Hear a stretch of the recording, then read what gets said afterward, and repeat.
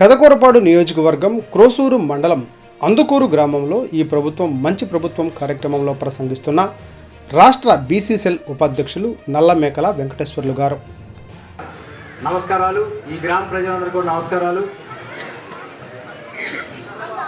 ఈ ప్రభుత్వం ఈరోజు కాదు, ఈ 5 సంవత్సరాలు కూడా అధికారులతో కానీ ప్రజలతో కానీ ప్రజలకి జవాబుదారీతనంగా పనిచేయించేదంటూ చంద్రబాబు నాయుడు గారు దిట్టా. గతంలో కూడా మేము 95లో సర్పంచ్ ఉన్నప్పుడు కూడా చూసాం.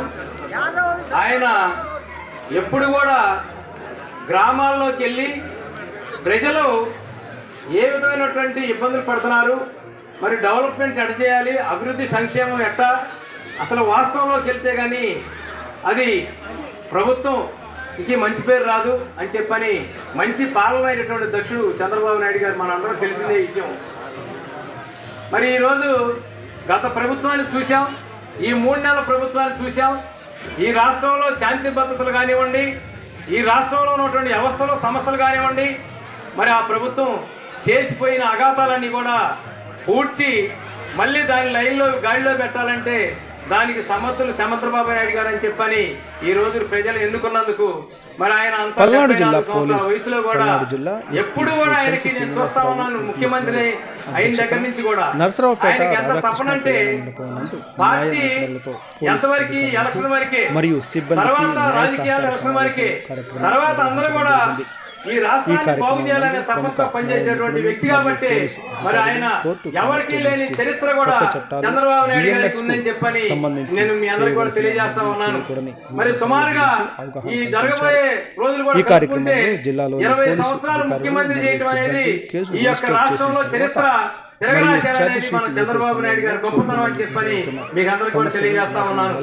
మరి ఆయన ఒకటే ఇప్పుడు ఆయనకున్న ఒక సవాల్, ఈ రాష్ట్రంలో మన ఎమ్మెల్యే గారు లాంటి యువకులకి ఈ యొక్క పదవులు ఇచ్చేసి ఈ రాష్ట్రాన్ని బాగు చేయాలి, మరి వీళ్ళందరూ కూడా పనిచేయించాలి తోటి అని చెప్పనే తప్పతోటి మరి ముఖ్యంగా అయితే రాజధాని విషయం చూసాం మనం అందరం కూడా.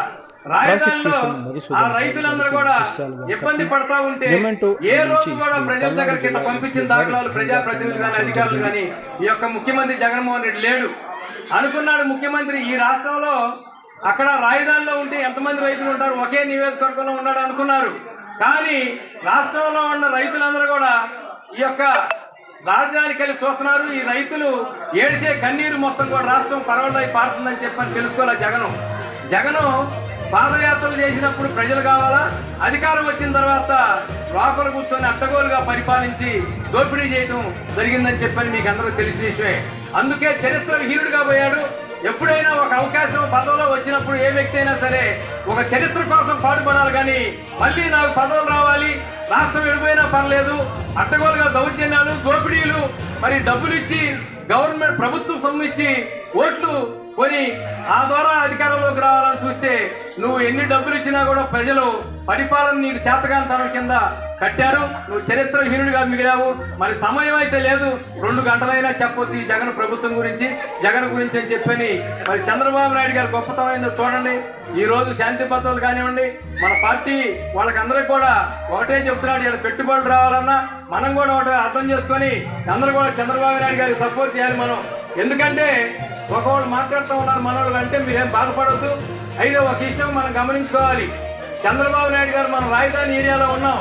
ఒక్కో రైతుకి ఈ రోజు 15 లక్షల నుంచి 20 లక్షలు, మినిమం 10 లక్షలు పెరిగింది ఏ రైతు కూడా. ఎకరానికి 2 ఎకరాలు ఉన్న రైతు కూడా 20 లక్షలు మనకి ఆదా వచ్చింది. దాన్ని సంతృప్తి పడాల్సిన పరిస్థితి, కానీ ఆయన సపోర్ట్ చేయాల్సిన పరిస్థితి. ఈ రోజు ల్యాండ్ ఆర్డర్ కోసం, ఎందుకంటే ఆయన కొన్ని విషయాల్లో చాలా జాగ్రత్తగా ఉంటారు.